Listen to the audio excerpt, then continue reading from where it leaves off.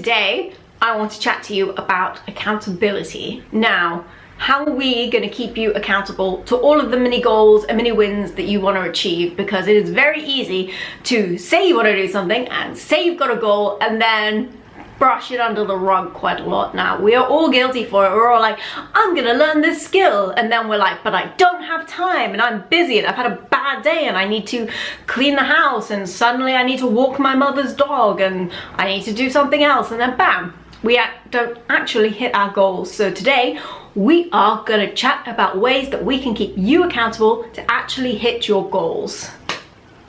Learning self-love, hitting your goals, all take commitment and consistency. So I'm going to explain to you something called the compound effect by Darren Hardy. It is like a snowball. So picture a little snowball at the top of a hill. It's little, not very big. And as it rolls down, it gains momentum and it gains size as it picks up more snow as it goes along. And then by the time it reaches the bottom of a hill, it could take out a truck. So the compound effect is the same. It starts with something small and compounded over time by adding little bits to it, you get a huge snowball. So these are your goals. You don't start by having a goal and then smashing it the next day. You have a goal and you take tiny microscopic steps each day to hit your goal, okay? So it's story time, and I'm going to tell you the story of the 3 Daves. Right, everyone knows a Dave. These 3 Daves are identical. They're all married with 2 kids, all have a corporate job, all have normal, average habits. They're just 3 totally normal people. Now, they're all gonna make changes. So Dave number one, he is going to, what shall he do? He is going to listen to educational and leadership material on his way to work in the car, instead of listening to the news. He's also going to walk around the block each day, and he's going to give up fizzy sodas, or he's going to switch to a low-calorie soda, okay? So he's going to start walking, he's going to start listening to motivational material, and he's going to give up soda. Dave number two does nothing different. He stays exactly the same, doesn't change a thing. And Dave number 3, he's going to start baking, and he's going to get into a soap opera. Okay, so those are the 2 things that Dave's gonna change in his life. So, what happens? Well, let's think 4 months down the line. Nothing's really changed. Not much. Then we're gonna jump 6 months, and then 12 months? Nothing's really changed. Like, you can start to see the differences, but we're gonna jump ahead to 18 months down the line. So 18 months down the line, all they've done is make tiny incremental changes to their lives. So how are they really different if it's like one quick walk around the block and baking every single day? Or a soap opera every single day? Well, Dave 1's life. So Dave 1 is now a marathon runner, because that little walk around the block turned into 2 walks around the block, turned into a jog, turned into a run, turned into a 10K, turned into a marathon.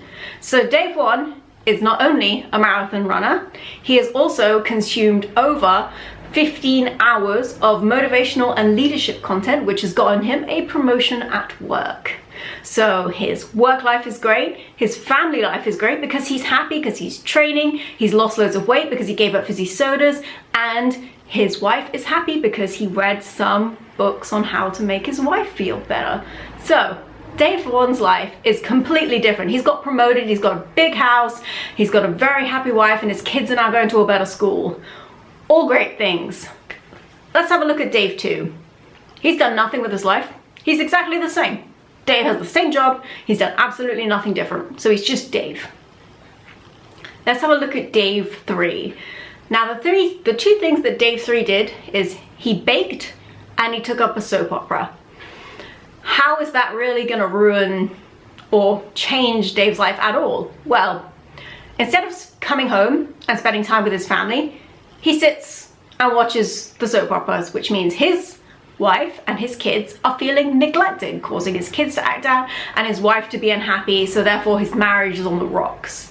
He's also, because he's miserable about that, underperforming at work and is facing probation because he's in trouble, because he's not really giving enough effort at work. So his work life is suffering, his personal life is suffering, And he's gained a lot of weight because every day he's baking cookies and cupcakes and he's eating them.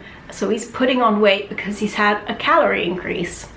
So these tiny microscopic things have huge effects in the future. We've got Dave 1 who's living his hashtag dream life because of 3 hashtag great habits that he's got.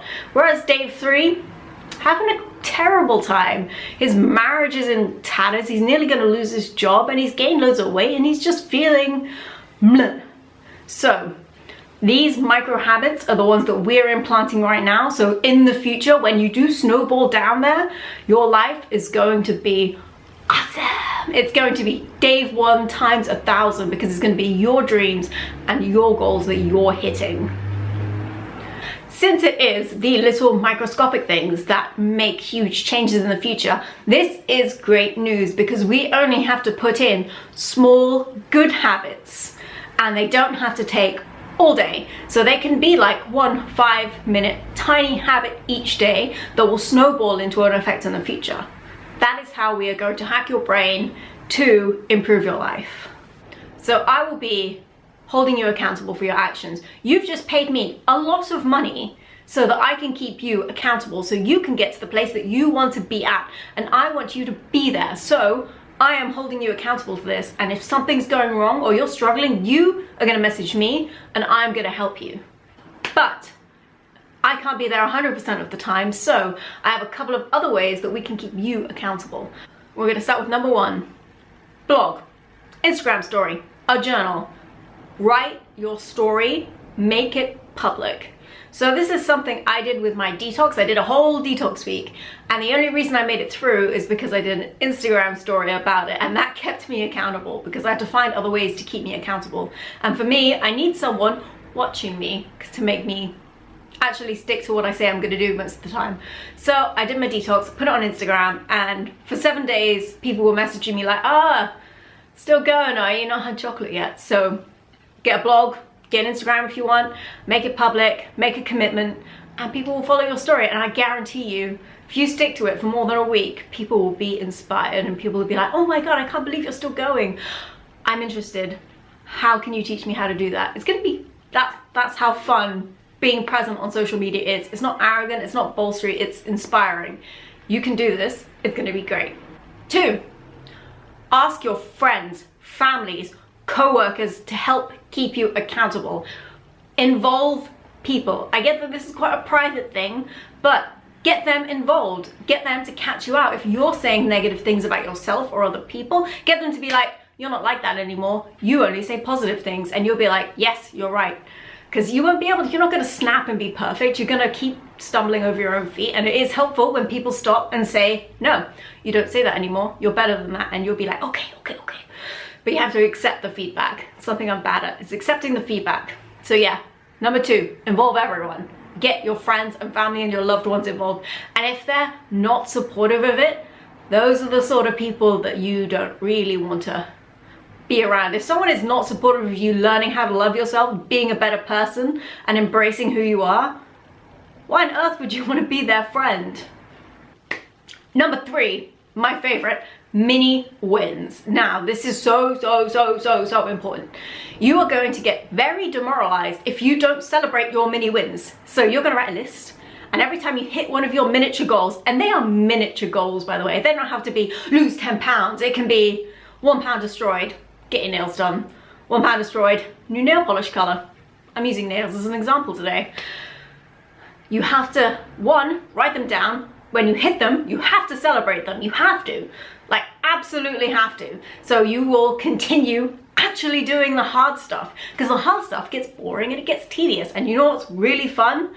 Working towards getting treats, towards treat yourselves. So write a long list of little treat yourself things that you like that are just, they don't have to be big, they can just be small. They can just be like, oh, you get to go to your favorite coffee shop and get a latte for no productive reason at all, just because you can. Or you wanted a new nail polish color. Meet my new Princess Mini Win nail polish color. It's pastel pink. Let's get on to number 4. That is big wins. Now, like mini wins, when you hit a big win, now that can be 1 pound destroyed, doing fitness on schedule for a whole week. It can be you turn around and you realize that you complimented yourself inside your own head without even thinking about it and you went, oh my God. Those are the big wins. Celebrate them, and they are big. So buy yourself shoes, I don't care. Whatever you think is a good reward for you, like you get a fun day out to the zoo, do it. And you have to do it. It's just important, else you're just not gonna bother. Because I am guilty of never celebrating my wins because I'm never satisfied with what I've done. And there's the problem, because I then get demotivated because I'm like, I don't really care. Like, what do I even get out of it? You get all of these wins that you're not celebrating. I've got a long list of racked up wins that I don't celebrate because I'm like, oh yeah, but I'm on to the next thing, because that big hurdle that seems so far away is suddenly so small. It's suddenly so little. Like, I got over it. It doesn't seem like a big deal. I don't deserve to re-win for that, but you do. Because a week ago, that was a massive hurdle, and now it's not, because you've destroyed it. So, you're gonna celebrate your big wins, and it's going to be awesome. And I promise, if you do it, I will endeavor to do it. I will try. I will buy my mini nail polishes, and I will get my tootsies done, because those are the things that I value as wins. Personal grooming. 5. Our final accountability tip is me. You are accountable to me. You have paid me, and I expect you to do your plans and hit your goals, and I'm gonna be there harassing you until you do, because I am 100% committed for you hitting your goals. Now, I get it, you don't get to see me physically, and I don't get to stand behind you going, woo, but I am. I'm always there. In the back of my head, it's sat there going, hope you're doing all right today, hope you're doing great today. I'm always there, so you are accountable to me. Or you'll get overwhelming support to help you get through whatever it is that you're going through, because you're not always gonna hit your goals. You're not always gonna smash those things. Sometimes you are gonna have a bad day, because bad days happen. Bad shit happens to us. And we just have to kind of deal with it. And that's okay, because guess who's here to cheer you on and help you up no matter what happens to you. Even if you can't hit your goals, it doesn't matter. I'm still here to talk to you about it. And we can always fix a different kind of problem, because life always goes. All right, as a final little thing, I just want to circle back to journaling. So I said blogging and Instagram, that's public. Journaling is a huge important thing that you could be doing. It's not something I do because I'm bad at it. Remembering to write down how I feel every single day is hard for me, but it is a very therapeutic way of tracking your progress. So you start by writing, and you just write every day how you're feeling, how you feel like you did. And the more information you accumulate, the more you can look back and be like, whoa, I can't believe how far I've come. I can't believe I've come from such a place of self-loathing to such a place of abundance and self-love. So journal. You can also get all of those like negative, groggy feelings out. You can always just like cathart them out just through writing. Like, I do that. I only journal if I'm really emotional. So I'll sit there and I'll be like, and this person happened. And then the next day, if I'm still angry, I'll still write it, but it'll be a little less because I'm catharting the rage out into a journal. So this is all I have for you today. I hope you found it interesting, and I hope you found it useful. And if you do want to chat to me about any kind of accountability, just let me know and we will sort it out for you. So have a great day.